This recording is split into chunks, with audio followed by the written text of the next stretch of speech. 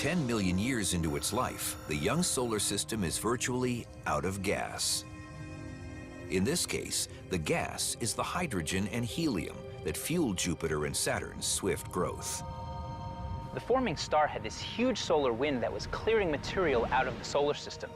Jupiter and Saturn were fortunate enough to pick up most of this material in their orbits, which is why they're so large. Uranus and Neptune were a bit later to the game and were unable to pick up as much material, which is why they're smaller than Jupiter and Saturn.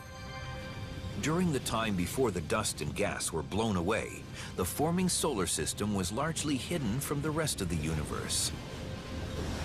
Even as dust and gas were forming planets, the disk remained thick enough to block light from the protosun at the center.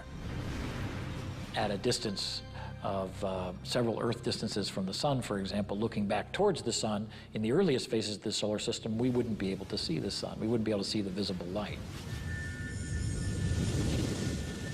What would the early solar system have looked like to alien astronomers gazing at us from even greater distances?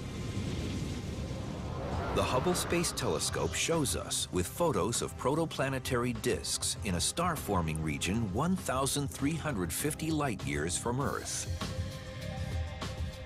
We can see them at a variety of angles, tilts, relative to our line of sight. For example, if they're face-on, we can see a central star surrounded by a disk.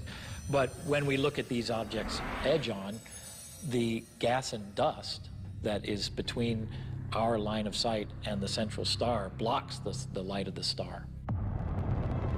But now, 10 million years after the solar system began to form, with the dust and gas virtually gone, the sun-to-be shines brilliantly through space. It has yet to go through the process of becoming a true star, and at this point, it would seem strange to modern eyes. The spectrum of light was very different, so it was putting out a lot of energy just as it does today, but it was actually much redder in its spectrum, so that early solar system would have been a very different color from what we see today. The protostar, orange-yellow in appearance, is a seething cauldron. In some systems, the cores of contracting clouds never glow with anything more than the dim light of dull brown dwarfs. Our early sun now nears a critical point.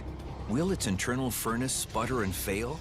Or will it breach the nuclear threshold and shine across the galaxy with all the brilliance of a true star?